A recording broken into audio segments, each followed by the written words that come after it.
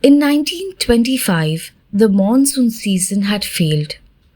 On November 10th, in response to villagers' pleas to save them from the extreme drought, Baba ordered that the Dhuni fire should be lit. Some of the mandali dug a pit north of the table house, while others collected firewood and prepared materials. The fire was lit at 11 p.m. After some devotional music, Baba asked the villagers to depart quickly, but by the time they reached their homes, they were drenched by torrential rain. The heavy rains fell for 15 hours and all the wells were filled.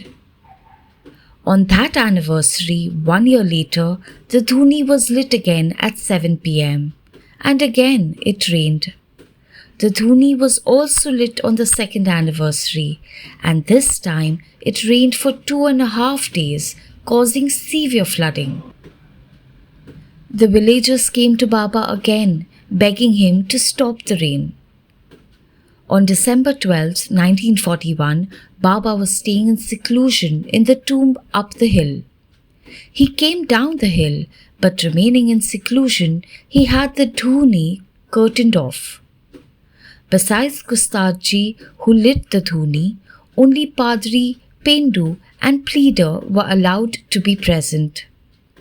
Baba indicated that this time the Dhuni was being lit as part of his internal work, not in order to bring rain.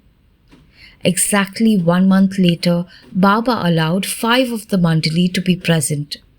He had Papa Jaisawala light the Dhuni in honor of Upasani Maharaj, who had recently dropped his body.